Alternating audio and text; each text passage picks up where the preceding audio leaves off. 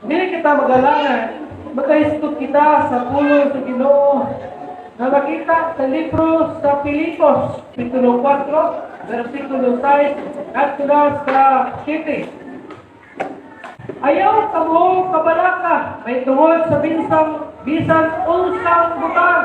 Apal sa tanang butang, ipahibalo ninyo sa Dios ang inyong mga hangyo, pinahagi sa pag-ampo o sa pagpangamuyo, uban ang pagpasalamat o ang kalinaw sa Dios na milapaw sa tanang pagpanabot, magbantay sa inyong mga kasing-kasing o sa inyong mga unang-una, diya kang Kristo ito. Ang Diyos na panalangin sa pulong niya, magdako mayong buntag sa tanan. Sa pulong sa Ginoo na nag-ingon, do not be anxious about anything, but in everything, by prayer and petition, with thanksgiving, present your requests to God. And the peace of God, which transcends all understanding, will guard your hearts and your minds in Christ Jesus. Now, si Pablo diya sa kunato tanawon, ang iyang na situation, si Paul man ang nagsulat ani na pulong diya sa Filipos. Now, ato tanawon ang sitwasyon ni Paul sa Filipos 1 o sa mga sumunod na mga versikulo. Si Pablo, sa kasulat ni gani aning na libro, mawang Filipos, anang siya sa prisuhan o posible dito sa napriso sa Roma. Nadiin, nagpaabot siya sa iyang trial. Nadiin, waiting na resulta sa iyang execution, doon lamang sa iyang pagpangwali sa pulong sa Ginoo. So, sampa ka na siya sa Roma, sa tulod sa prisuhan, iya usap na nakita o nahibaluan na silent niya ang situation dito sa Filipos. Ang iglesia dito sa Filipos. Kadiin, nag-atubang usap sila sa mga persecution. So, kay lahi ko si Paul, isa na sa kapituan, kasulat siya o mga encouragement ng mga pulo o mga sulat kung iya kining ipadala dito sa mga iglesia diha sa Filipos, Thessalonica, Macedonia, to encourage them aliwala sa ilang mga persecution. So this time, ang katawan sa Ginoo nga naa sa Filipos, mao iyang gi-encourage, pinagis pagpadala og sulat tungod sa ilang gisagubang o giatubang na mga persecution o mga pagluto. Nahigalag mga kaigsunan, tingali ikaw, atula po kayo ginaatubang karon, ginasagubang diya sa imong kinabuhi, sama sa mga taga-Pilipos. And maybe you are facing adversity, o tingali tungod sa mga adversity, mga pagtulay na imong na sinati sa kinabuhi, ibating ikaw ang mga discouragement. Pag tingali niabot sa punto sa imong kinabuhi, na kinabuhi na ka. May kakapoy naman ang kinabuhi ako. Or maybe spiritually, hindi mo na ka. Kapoy naman mga lagay sa Ginoo. At tingali, you worry about something. Tingali anak, nasawala ko. O nabalangkan ikaw, niyalang na area sa imong kinabuhi. Dahil nangayikson, kung ikaw, nag-aatubang o nagasinagin ng iyong sitwasyon, ani ay tambag na ko niya kanimo. If you start your prayers with praise, you will end them in peace. Subot pa subot, taliwala sa imong sitwasyon karon nga sa dapian. Importante sa imuha na mag-pray. And before you pray, pasalamati una ang Ginoo. Pasidungin una ang Ginoo. Taliwala sa imuha mga nasinatian. Now, verse 6 na ingon, do not be anxious about anything, but in and petition. With thanksgiving, present your request to God. So say gimanto sa pulong sa Ginoo, ayaw kamo kabalaka sa bisan unsa. But everything by prayer and petition. Apay, lalaha sa Ginoo ang imo mga gikabalaan nagi sa pag-ampo, uban sa pagpasalamat. Present your request to God. Now, tingog pa Drea, ang ato dayay mensahe nga pag-aisgutan, mag-aisgut kita may tungod sa ining ginatawag pray. See, praise. When you are faced with problem, pray. Kung ikaw nag-aatubang o mga problema, pag-angko, daghan ka nato na unang response nato every time na magsagubang kita o mga problema is kabalaka. Kung kana siya, dili siya acceptable. Anxiousness is never acceptable. Labi na kung Kristuhanin ka. Na instead na mag-pray ka sa Ginoo sa niya na nagatubang ka o problema, ang una dahil yung bisantog sa inyo una, isang kabalaka. Kung ikaw walay pugas, kabalaka. Kung ikaw walay kwarta, kabalaka. Kung ikaw na dunay balatihan, imong anak dunay balatihan, imong bana o asawa dunay balatihan, kabalaka. Baugay na ang unang mamusantog sa imong una-una. Kung kala siya na klase na pinaiya is never acceptable. Dili siya acceptable. Anxiousness is never acceptable. Kay Kristohanon na tayo. Dili siya madawa na ikaw magpadala sa kabalaka na ikaw aduna may Diyos. Ang pulo sa Ginoo naghagit ka nato. Do not be anxious about anything, but in everything, by prayer and petition with thanksgiving, present your request to God. Ngunit hagit sa Ginoo sa tuwa. Ayaw ka mo kabalaka sa isang usa. Muna yung manto, muna yung hagit, na dili kita mabalaka. Pero subulang kumalandungan na every time, muna tayo problema. Kabalaka dayon, ang masangkot sa tunauna, sa itong kasing-kasing. With this, dili siya acceptable. We are commanded not to be anxious about anything. Himagdungan kita, na dili kita may mabalaka sa disununsa, matod sa pulo sa Ginoo. Do not be anxious about anything. Wala ko doon kung wala kay kwarta. Ayaw ka balaka kung wala kay kwarta. Ayaw ka balaka kung wala kay kwarta. May wala ibang himo. Kung mabalaka ka, dili madubangan ang himong bulsa o kwarta o mabalaka. Kung mabalaka pa, madunay sakit ang himong anak, himong asawa o himong bana, hindi sa mo siya. Uus ka balaka. Do not be anxious about unsa? Ipila lang ba ka mga butang? Ang dili angay nimong kabalakan? Gamay ba na mga butang? Ang dili lang angay nimong kabalakan? No. Kung dili, tanang mga butang, anything, simagduwang kita sa Ginoo at dili kita angay mabalaka. So ayaw na balaka. Sa unang gikaingon, kung wala ni kwarta, dili makadugang sa imo. Na makahabatanan ang kwarta kung mabalaka ka. Maghilak-hilak ka, magsubong-subong ka. Dili mo at ang kwarta sa imong bulsa. Sulod, hindi na. Nasakit imong anak. Naisip, mag-pray ka na balaka. Sulod na usawang ka. Nausawang ka na niya. Instead na mag-pray ka, nabalaka ka. Pagutana, maayo ba ang iyong anak? Dihan ka na balaka ka sa iya kayo ka.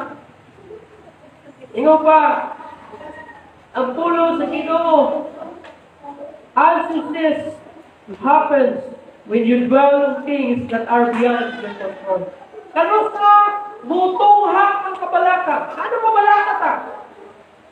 Because you dwell on the things that out of your control. Nabalaka ka, ngayon pa na, buwabot, mutuha ang kabalaka kung ikaw mabalaka sa usa ka butang nga dili under sa imong control. Kanang wala kay mahimo pa. So kung wala kay mahimo, ano mabalaka ka? O wala man kay mahimo. Wala kay mahimo. Hindi ka alam mabalaka. For example, yung anak na nasakit, then wala kay mahimo sa except to pray. Kaya, so instead na, hindi mo ka mananampan. So iyo kayo malabi o kabalaka. For example, yung anak ni Ato sa pilahan, nabalaka ka kagasin kung sa'yo na itabuan ito. Out of control na pa nito. So iyo mabalaka. Pag-pray lang na sa Ginoo. Wala challenge sa Ginoo sa ito na present your request to God. Ikaw pa, do not be anxious about anything. Ikaw pa, Darina, in Matthew chapter 6, verse 25 to 27, kung nato ng tanawon, ikaw pa, ayaw ka mo kabalaka sa inyong kaunong mo sa inyong susunod. Manawang mga langgam, wala sila magpugas ni mga anik. Doon na ba'y nabalaka ka ninyo na makadugang sa iyong inapuhin? Wala. Subok ka sa putulay, may tabo. Sabi niyo sa'yo, may tabo. Pag ikaw mabalaka, dili masulbad ang mabutang ng imong gikabalakan. Kung doon na may mapiktuhan ikaw. Sa sobrang imong kabalaka, masakit ka. Uban mga tao sa sigiran kabalaka, medyo nagka-put-put ang ilang pisikal na lawan. May mga dagang nakikitungha o sa kabalaka. Ang pagkabalaka, makapabubo ang kinabuhi. Sugod mo na. Ano kayo palabi o kabalaka? Kaya sa sige mong kabalaka, nagabubukod ang imong kinabuhi. Kaya ang sige kabalaka, nag-invite ka o balatian diya sa imong lawas ninyo. So nagkasabi, labi na kung out of control nimo, dili under na sa imong control, dili nimo kontrolado ang sitwasyon. Ano kabalaka ka? Ano ito? Kung sakay ka o jeep o aeroplano, anong upang matulong ba? Kaya plano, kaya pagkinan, natulog sila. Wala sila yung kabalakan. Na mahulog ng plano, hanggang pagkinan. Wala sila yung kabalakan. Totally, ilang gisalig ang maong pag-drive, ang maong pagpalupad sa piloto o sa driver. Ano na yung iimo? Nakapahulay sila, nakatulog sila, may gisalig nila, nga dalahon sila sa aeroplano, sa ilang atungan na dapit, dalahon sila sa kakinan, dito sa ilang puloy-anan. Tignan lang lagi mo, pagsalig. Sumunay gusto sa Ginoo sa tuha. Nakunahan mo kay ikabalak na, out of your control na, anak, ayun kabalak eh. Mura ka nang bukag nagsakay sa plano, nag-isalig din mo sa Ginoo ang tanan. Ano ba yun? Kung wala kay salig sa driver, pangilog kang manubila, magpanoy ka bangka niyo, matay, may huwag mo. Wala kay mahimo. Di man ikaw ang driver, di man ikaw ang kapitan, ang kining piloto. Kung wala kay mahimo, ang imo lang mahimo is musalig sa ilaha. Na safe mo nga ihatod sa destination ng inyong ansukan. Yung anak ang tatong treatment sa Ginoo. Magabot sa mga problema, magabot sa mga butang na then out of your control na sabi lang sa mundo sa Ginoo. Nadalapos ka, eto sa dapit, kagawin ikaw, makapahulay sa mga sa Ginoo. Nasulbad ang mga problema na imong giatubang. Ingon pa ang pulong sa Ginoo. Anxiousness reveals that you need more faith on God. Ano daw? Ang kabalaka, nagpakita lamang na ikaw mas dapat nimo palawman ang imong pagtuo diha sa Ginoo. Kaya ang kabalaka, kabaliktaran din sa faith. Dili pwede na may pagtuo ka kung aduna kay kabalaka. Kung dili, kung aduna kay pagtuo, tingaling in the absence of anxiousness. O kung ikaw mabalakon, tingali kulang ang pagtuo, maong mabalakon ka. So ang mga Kristohanon na mabalakon tayo, kulang ang pagtuo. Maybe aduna sa pagtuo, pero kulang ang ilang pagtuo sa Ginoo. Ano nga, dili makita kung ikaw pa adunay paglalog na pagtuo sa Ginoo o mawawala ang pagtuo sa Ginoo pag-abot sa mga problema sa kinabuhi. Ingaw pa,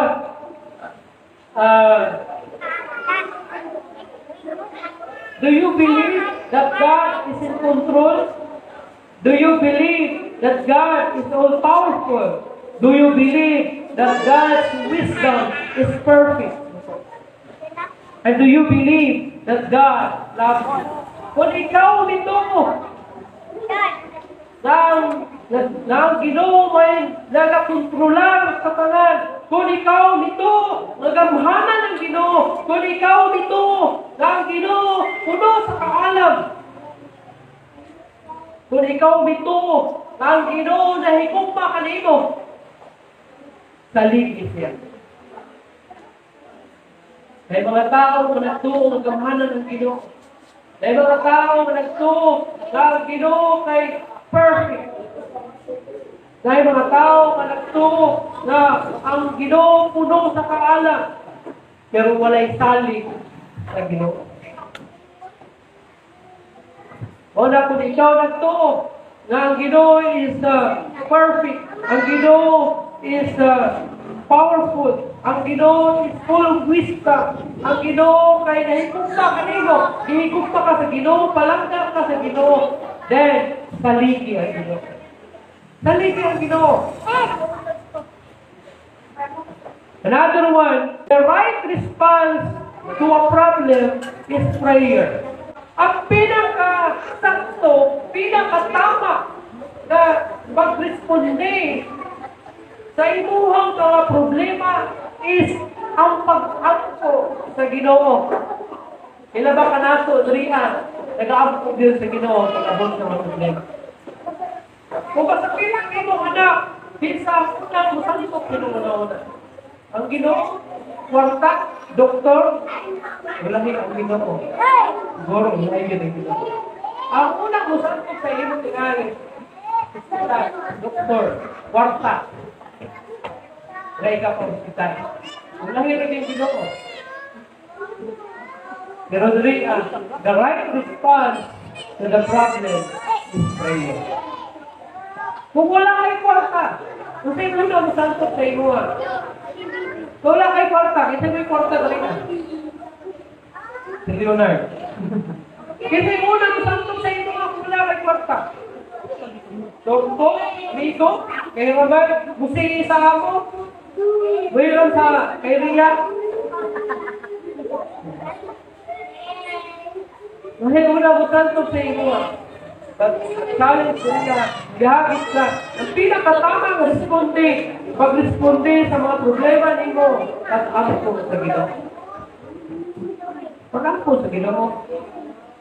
Kaya dyan sa pag-ampo, giyahan sa Ginoo, sa tulad ng mga buhaton. Ikaw pa, si Pablo, ikaw pa, Paul doesn't say, don't be anxious. Si Pablo, wala nang sabihin na ayaw kabalaka. Kundi, ginagaan usap kita niya ang solusyon. Ang si Paul ba, wala kang sarili, no? Ayaw mo kabalaka. And then, tuldo. Wala sabi, wala dili na wala kang message niya. Kundi, mingon siya, ayaw ka mo kabalaka. Then, kung sa'yo sumpay. Okay? He gives us also the solution. Solution, diya sa kabalaka. Ingon siya, do not be anxious about anything, but present your prayer and petition with thanksgiving. So wala lang umingon si Pablo, ayaw mo kapalakan din, sakto na, enough na, kumanang yung letter. Kundi iyahang gisumpayan ng iyang letter niya, pag-ingon niya, ayaw ka mong kabalaka, gisumpay siya, upon present your request. O ingon pa niya,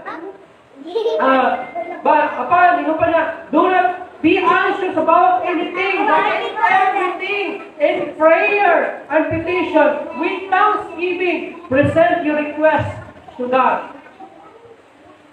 So gitagaan kag solusyon ni Paul. Gitagaan ka og solusyon ni Paul na dili kang angay na mabalaka sa bisang unsa. Apan ang tanan diha sa pag-ako, diha sa petition, uban sa pagpasalamat, dalahon nimo ang imong mga request dira sa Ginoo. Mali, leader ni Paul.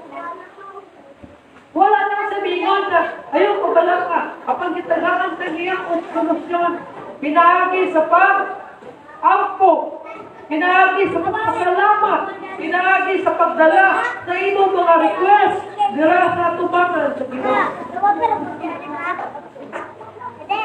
Adunay tao ngamingon, anxiety and prayer are more opposed to each other than fire and water. Pasabot, ang kabalaka daw kung ang pag-ampo, mas upusin sila kaysa tubig o sa fire. Ano man? Ang prayer o ang kabalaka o ang prayer, hindi pwede na puyo.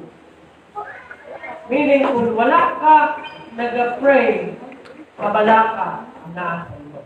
Kung wala ka, kung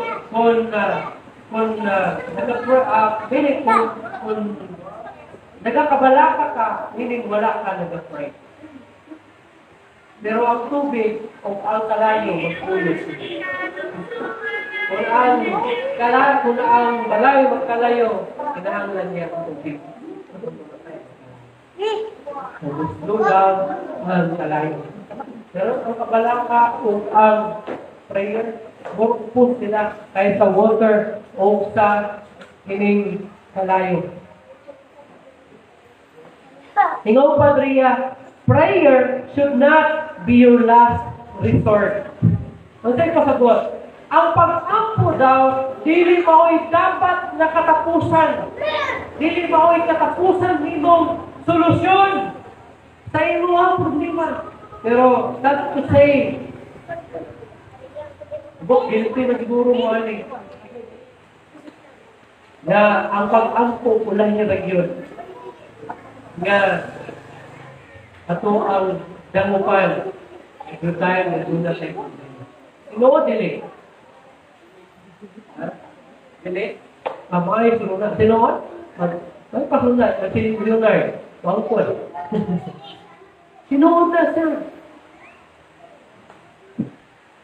Na ang pag-ampo, ulang niya nagyon.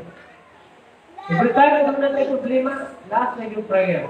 For example, imong anak na sakit, ang mo una kwarta. Tapos ulo sa kwarta, hospital. Tapos kwarta. Hospital na direkto, kailangan mo kay kwarta.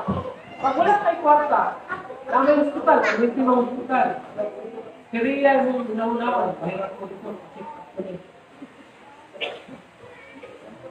Pag madala nila sa hospital, mayroon ang doktor sa iyo, batay, sir, or ma'am, kinahin lang din sa grabe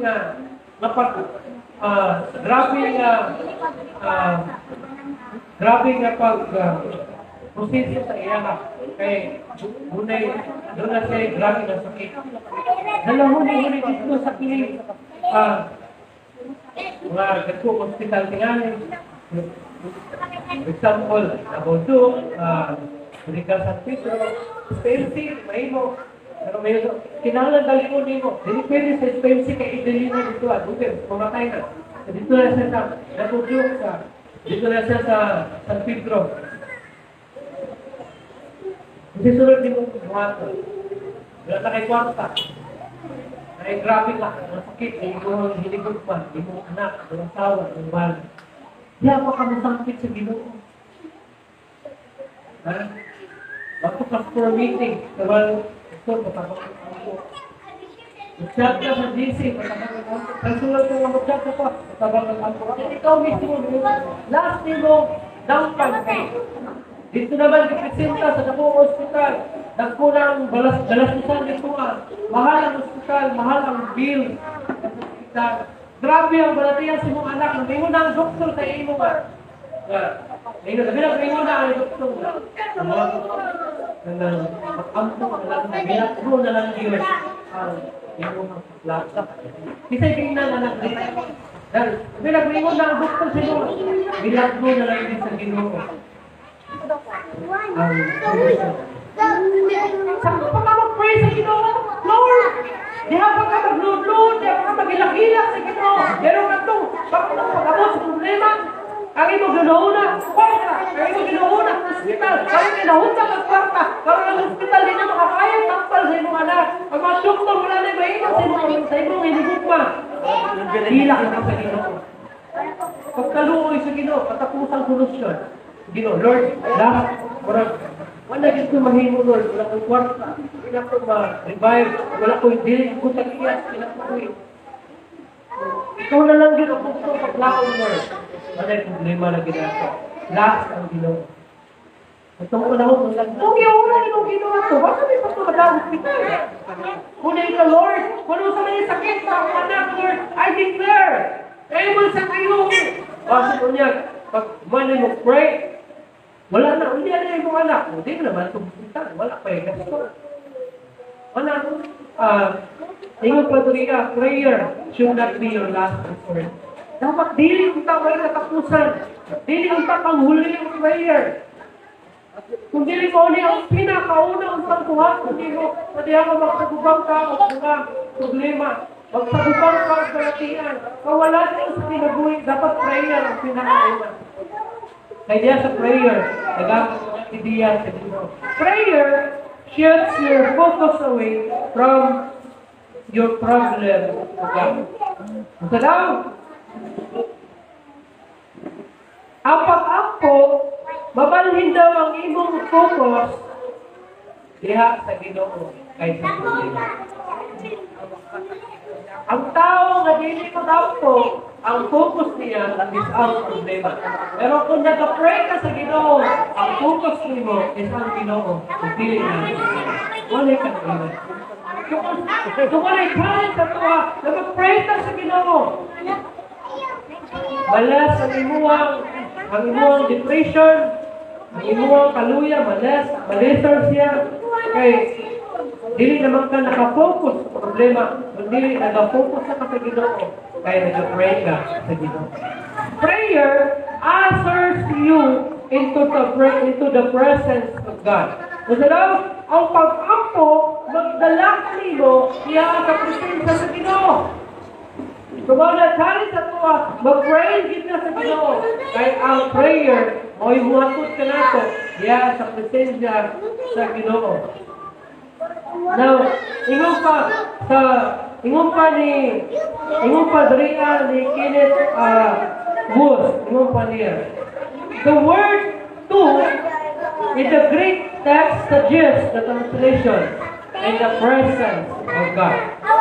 So when you pray, dalahon ka diha sa presensya sa Ginoo. Ang pulong sa Ginoo nag-ingon sa verse 5, the Lord is near. Doon lang ang Ginoo. Anong dili ang kabutang sa Ginoo? Na doon lang man ang Ginoo. Now, yung pa the prayer reveals where your faith is in God, not you. Yung pa, ang pag-apo daw, nagpakita kung asa ito patungo. Sa Ginoo, dili sa itong kagalingan. Kaya kung wala ka mag-pray, ang imuhang focus or ang imuhang faith, asa di mo ipagikutan sa imong kagalingan. Sabi na kung kwartahan siya, meron ka nga, makaya na ako ni, wala nang ipang hospital. wala kang praise dito. So, ang imo nga, ang imo nga pagtuo, naana sa imo kagalingon. Makaya sa imo ang sources, makaya sa imo kagalingon, makaya sa imo puso. Wala na ang imo praise sa imo. Pero kung mag-praise ka sa Ginoo, ipakita lang imo.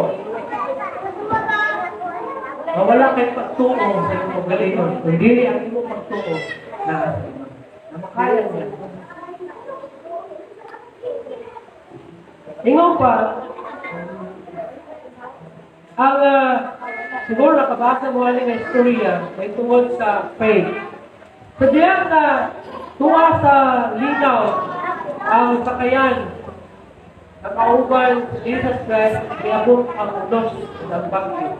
Adunay duha ang ibakot dito sa mga apostoles o sa mga disciples. Sa diyan iabot ang balon o ang usog na hangin, ang ikusupuso ang ilang sakayan, na diin ang sakayan daw malunod na si Jesus Christ na tulog. O kilabihan ang kabalaka sa mga disciples niya, o gibukaw, ingon pa kung isa na disciple niya na ingon sa kawa nga tulog ka ng tulog. Kaya, bakit mo malunod? Ikaw makamatay kita. So gibukaw siya, ina siya, magpupuslo. Bakit mo ka malunod? Gitindog si Jesus Christ, o gibandungan niya ang hangin ng taong balon, o bihunong, bilinaw, o libato, o kahatlok ng mga disciples ngayon. Kinsa ba nitawanan? Gabisan ang bagyo o ang balon, mamati o kaniya. So, adunay duha nga gibati ang mga apostolos ito or duha ka sitwasyon o duha ka sitwasyon naging libato o kahadlok ang mga apostolos. Una, nahadlok sila sa store. Kaduha, nahadlok sila sa kahon. Ingon si Jesus sa ilahan, where is your faith? Asa ba ang inyong patuo? Sa diyan, mag-uabot kanimo ang mga pagsulay. O kung ikaw, magpadaog o malisang init. Pangutana, asa ba ang inyong? Tuuhin ang Ginoo. Na makag-unos sa imong kinabuhi. Gamhanan ang Ginoo. Na kaya niya pamulungon ang unos sa imong kinabuhi.